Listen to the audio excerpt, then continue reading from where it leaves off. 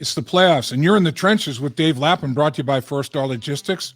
Here at our studios, as always, Brian Callahan has orchestrated a very, very effective offensive performance. It's been explosive. It's been efficient. It's been Joe Burrow-led. A lot of good things right there. Brian Callahan is going to tell us about what he thinks of the season, what he thinks of the upcoming playoffs, and so much more. Also, he's got a dad, Bill, offensive line coach up in Cleveland. He's been a head coach in the NFL, one of the best offensive line coaches to ever coach in the NFL.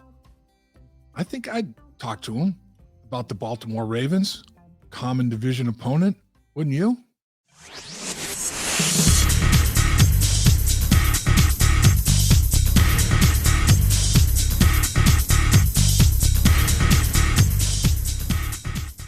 Thanks for joining us in the trenches with Dave Lapham, brought to you by First Star Logistics. And we've got a special guest, very special guest for you. Earlier in the week, I called him the maestro of the offense, and I'm going to do it again. This is the maestro. This is the guy. This is the guy that puts it all together with the formation, diversity, the motion, all the good stuff. And he's been very creative, and the Bengals offense has been phenomenal this year. Bengals offensive coordinator Brian Callahan. Appreciate you, Coach. Thanks for joining us. Of course, always good to come on. You know, the thing that impresses me most about this offensive football team is when you're given the opportunities to be explosive, you are. But when you have to be efficient and go on 15, 17 play drives like you've had to do, you do that too. That's rare for an offensive football team to be able to do both as well as you can do it.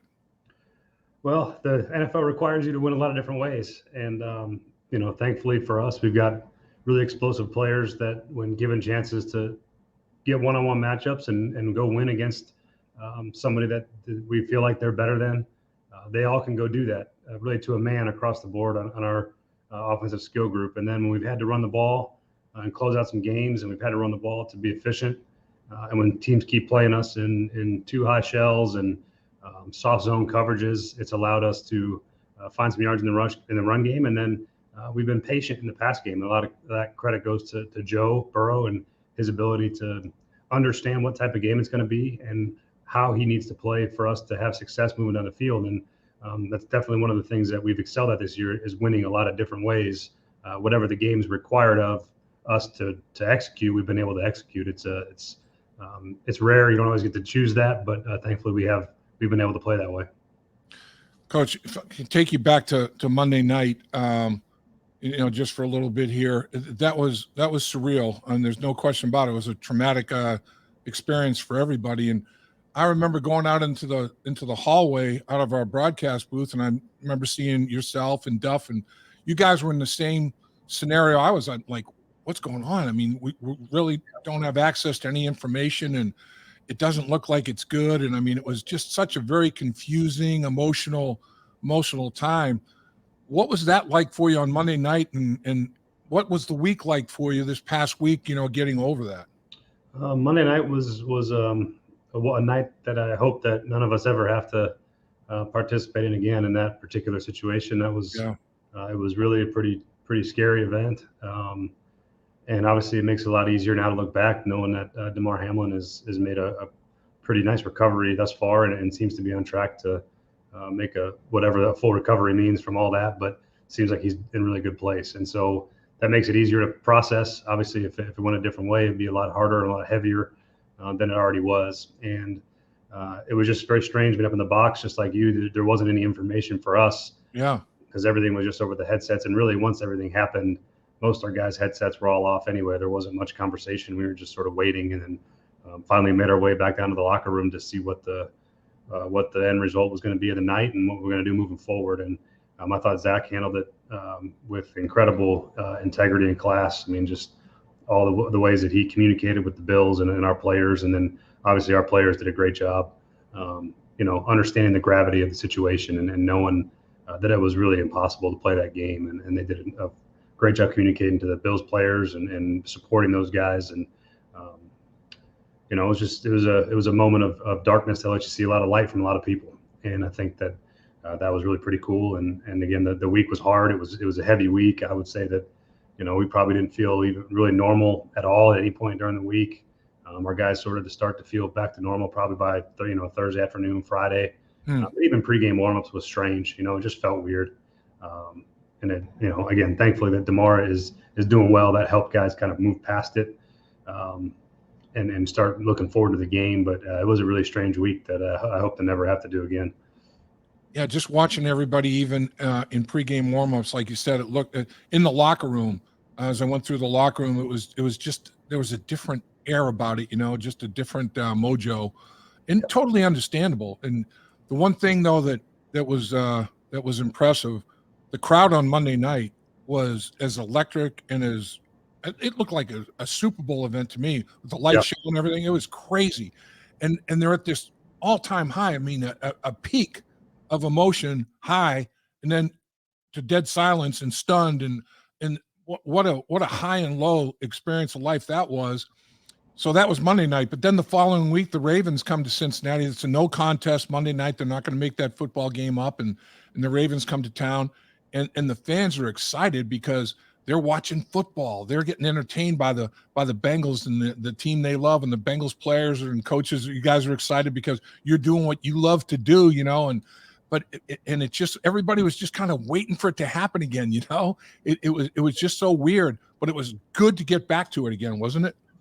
I think anybody who goes through traumatic events and processes those things tries to return to normal as quickly as possible, so you can get back into the groove of your everyday routines to move forward from the events. And I think that getting back on the field, playing football again, was a great way for our guys to, start to move forward and know that we got some really important games obviously coming up here with the playoffs starting. And, certainly it helped that everyone knew that Damar was going to be okay.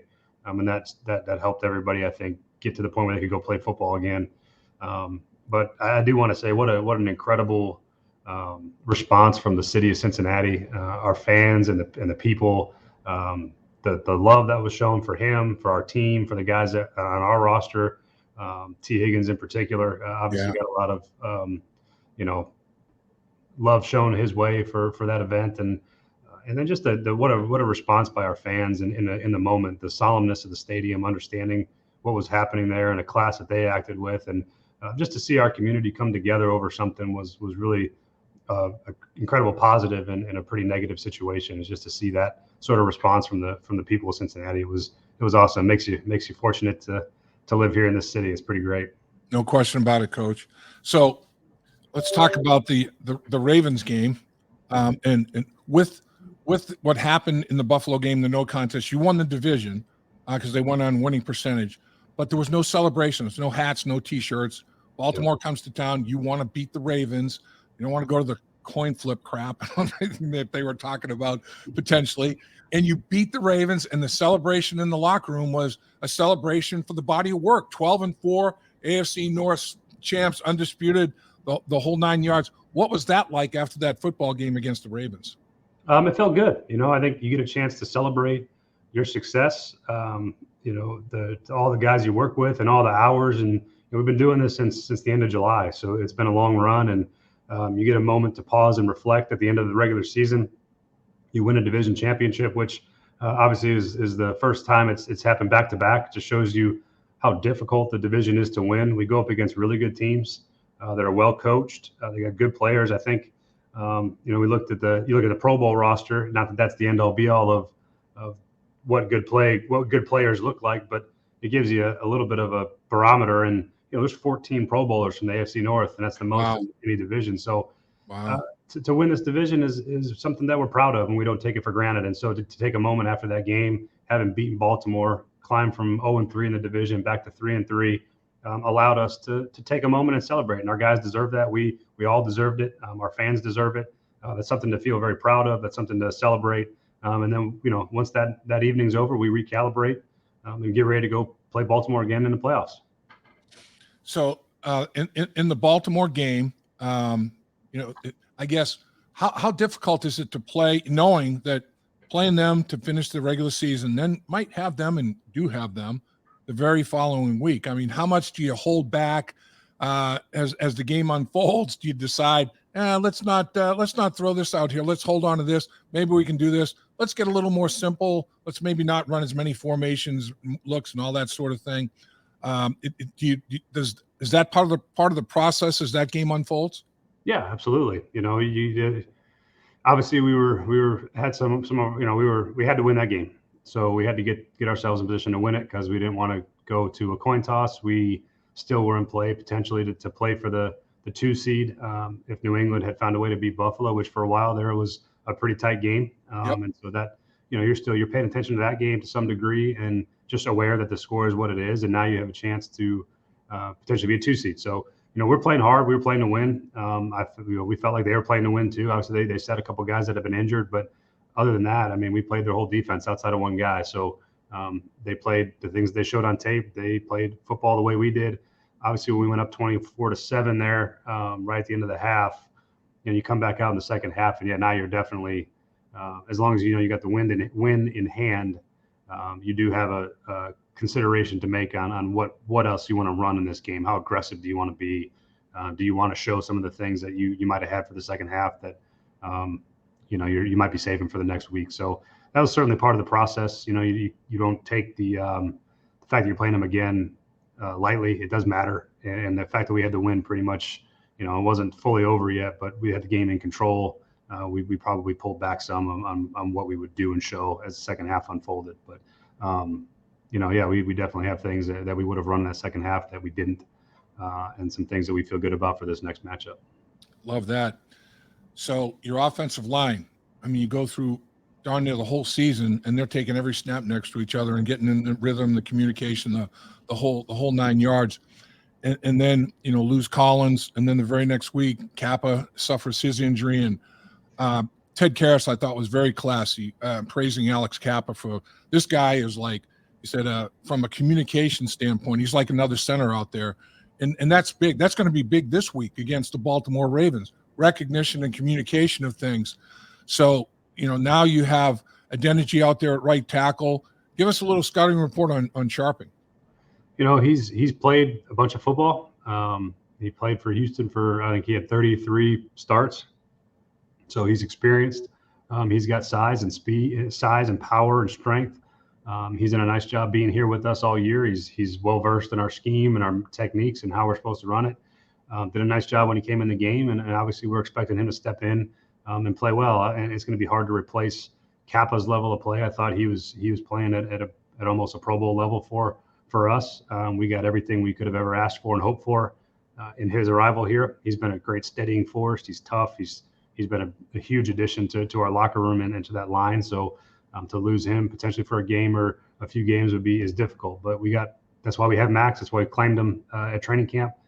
Was a chance to bring in some improvement in our depth and let guys, when injuries inevitably happen, you have guys that can come step in and play for you and play well enough to win. And I think obviously that's our expectation with both Akeem and Max playing over there. You're gonna have to work through some things. There's 2 new guys playing next to each other.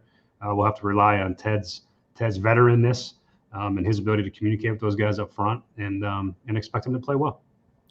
And really, I mean, Duke Tobin, tip of the cap there. I mean, that's a great acquisition, final cut down, and it's like an insurance policy because, Max, second-round pick, and he's on a rookie contract. There's a little bit of dollars there to commit to pick him up, but they did, and that insurance policy may pay a dividend for you here that you didn't necessarily hope to have to cash in, but now that it's upon you, you do have a fine alternative right there. Yeah, and I think that's, like you said, it's a tip of the cap to Duke and our scouting staff of being on top of who is available. And we're always looking to improve our team at all points of the year that you're allowed to do it. And that was a signing that we felt like would improve our depth and improve our ability to continue to compete should we lose somebody to injury. And thankfully, we didn't lose anybody until the very end of the year. But now that we have him and we're expecting him to come play well for us, and I think he will.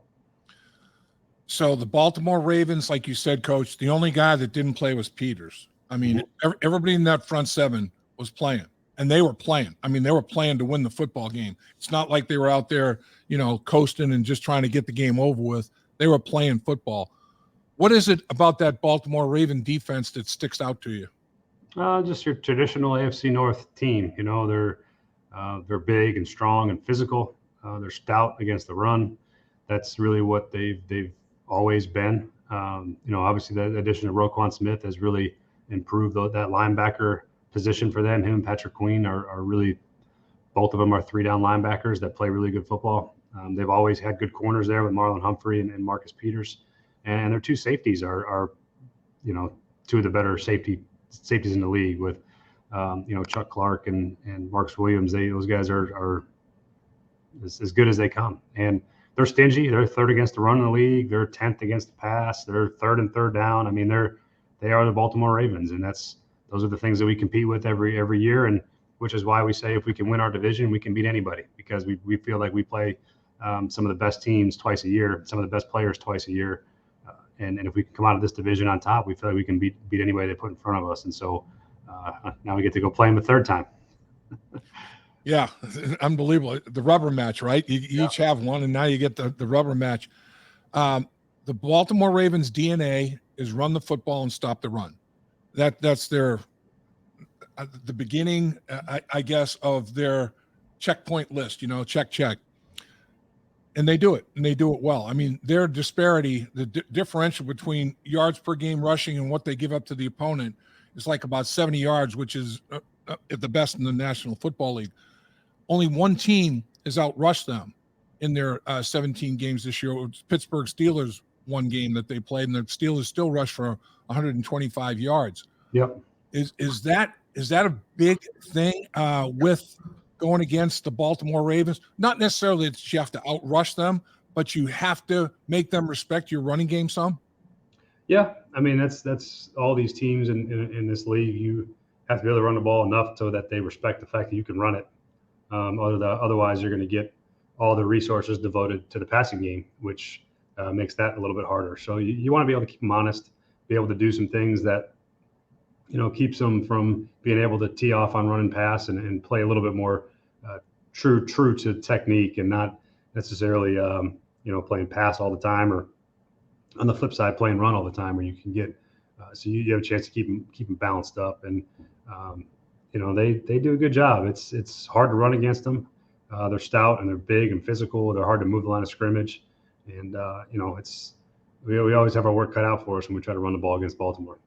Yeah, I mean, Joe was very upfront after the game. He said, "You know what? I didn't play that well. I'm going to play a lot better in this next game. I missed some throws I don't miss." He's still pretty darn good. I mean, Joe Burrow is Joe Burrow. I'll take Joe Burrow's worst game that you can even imagine, and I'll go out and I'll say, I'm still going to line up and compete with you right here. There's no question about that. Yeah. Is it almost not a perfect world, but is it you won the football game, but you know, particularly in the second half, it didn't go well. There were 5 3-and-outs and 8 possessions, and there was a turnover and a stop on 4th down. I mean, never really got into the rhythm and flow. So there are things to work on, and you still won the football game. But it's like, okay, well, nobody's going to sit back and get fat and happy about it. You know, there's still work to be done. Is that as good a scenario as you can think? Yeah, I think our guys are always wired that way, though. Even if we've, you know, we won 8 straight games, and even after some of these wins, it's guys come back into work, and we do our best to treat both, you know, wins and losses about the same, and you make the same critiques and corrections. You don't overreact to wins or losses either way, and you find the things where you can be better. You find the things that you can improve for the next week, and you go out and repeat the process. You know, we're still very much process driven, trying to do things the right way all the time, whether it's a win or a loss.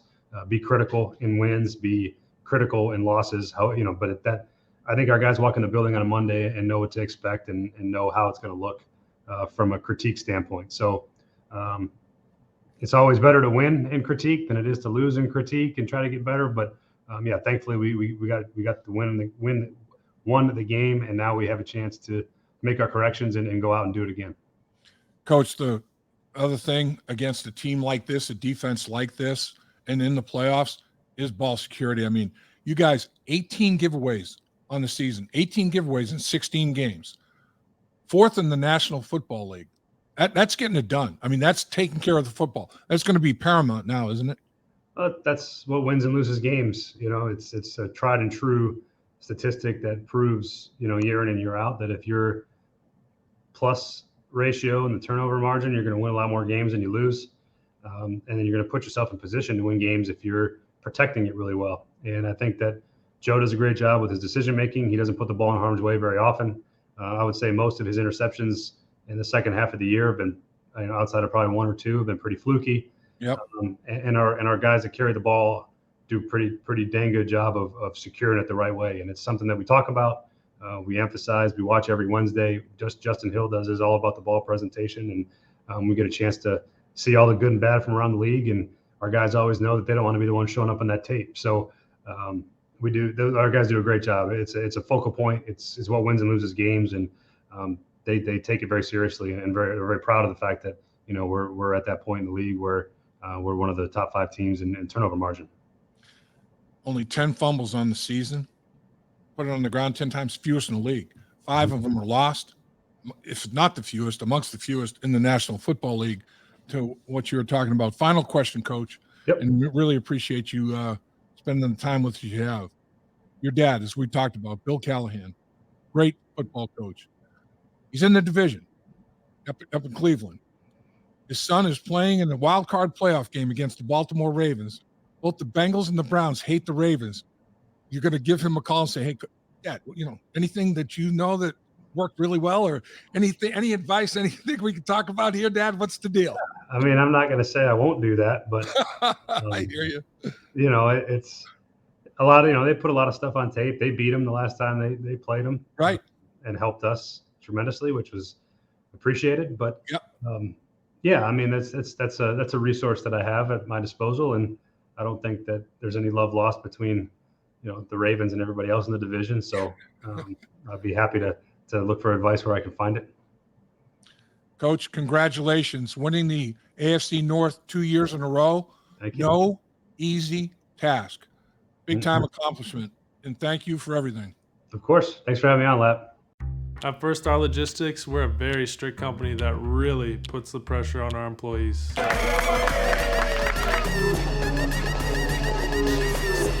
Breaks? What are those? That's what I'm talking about, Icky. Get the body right, then the mind's right. Gotta get that body right. That's right. Yes, sir. Become a star with a chance to earn the highest commission percentages in the industry as a freight broker agent. Check out FirstStarLogistics.com.